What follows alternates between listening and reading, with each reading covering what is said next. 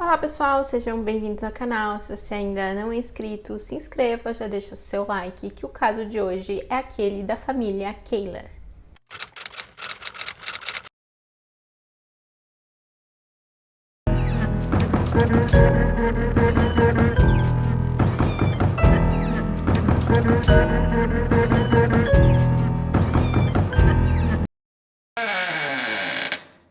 O caso que eu vou contar hoje ocorreu em uma pequena cidade no Texas, nos Estados Unidos. James e Karen se conheceram na universidade.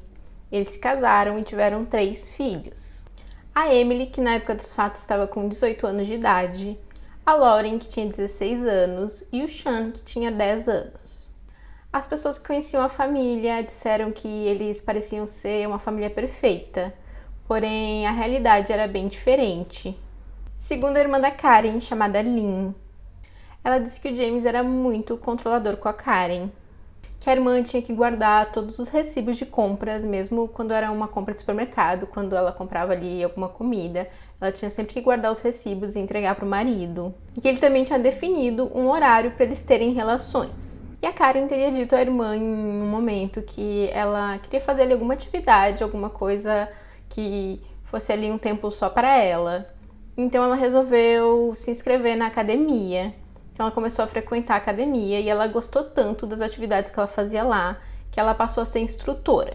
Ao contrário do que a Karen imaginava, na verdade o marido ele deu total apoio para ela, ele disse que não se importava dela ter aquele trabalho desde que ela estivesse em casa no horário que as crianças voltassem da aula. Na academia, a Karen conheceu uma personal trainer chamada Sunny e elas logo ficaram amigas.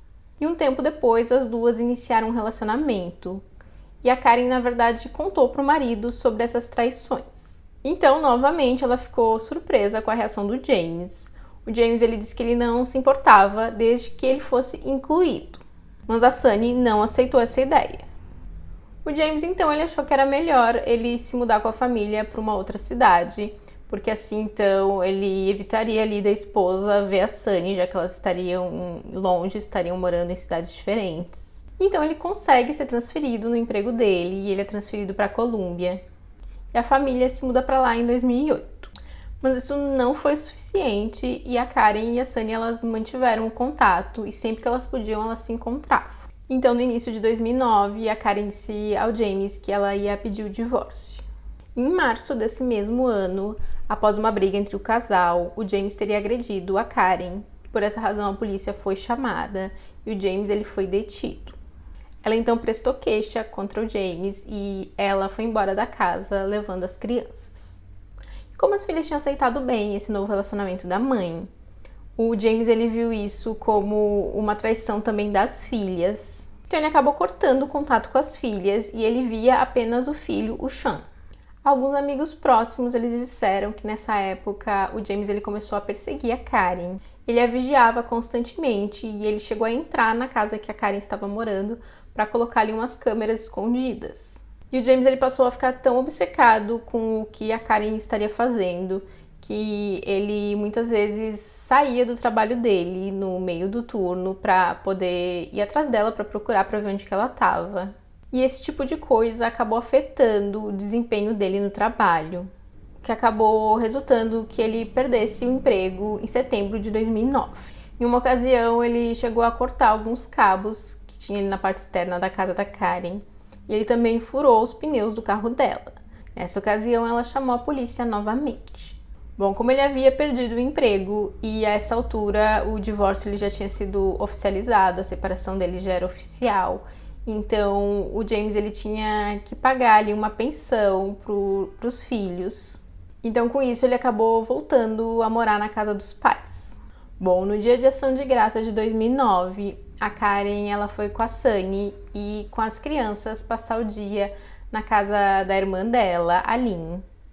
Porém, o Sean, ele não foi, já que ele foi passar o dia de ação de graças com o pai dele, o James. De qualquer forma, no dia seguinte, a Karen então foi buscar o filho, já que ela planejava ir ali com a família visitar a avó dela, a Dorothy. Então, no dia 29 de novembro, que era um sábado, por volta das 18 horas, a polícia recebe uma ligação. Um vizinho da Dorothy ligou para a polícia e disse que um homem tinha estacionado uma caminhonete ali perto da casa dele. Ele tinha visto esse homem pegar um objeto e colocar na caminhonete.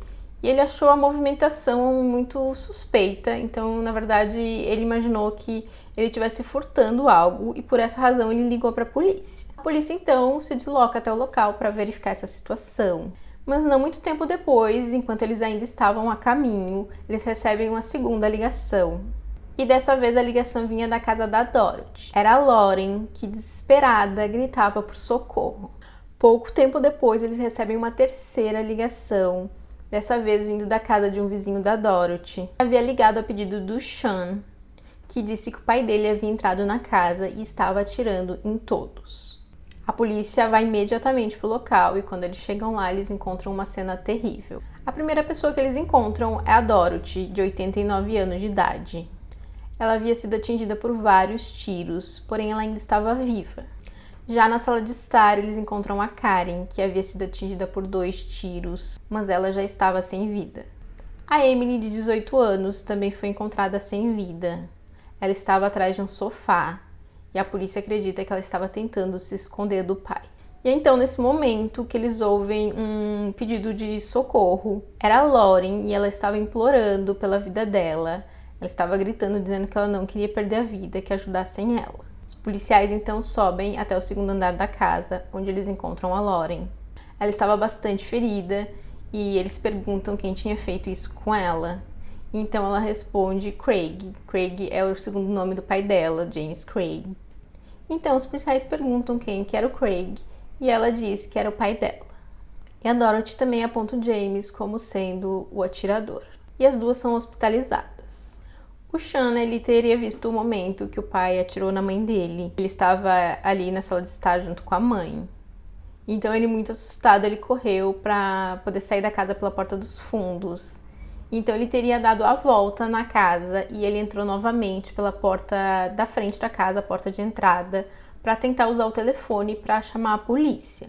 Porém, quando ele entrou, ele viu que o pai estava ali próximo, então ele saiu da casa novamente, foi até a casa do vizinho, pedir para fazer a ligação. Foi nesse momento que o vizinho faz aquela terceira ligação que é feita para a polícia.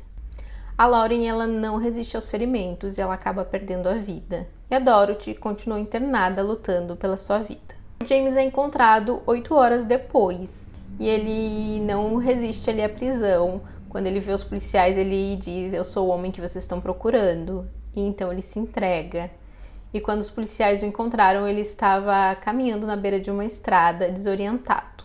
E quando eles levam ele para a delegacia, ele conta ali tudo para os policiais. Ele conta sobre o caso que a Karen teve com a Sunny, quando eles ainda eram casados, e como as filhas dele haviam apoiado o novo relacionamento da mãe. E que por essa razão ele sentia ódio delas.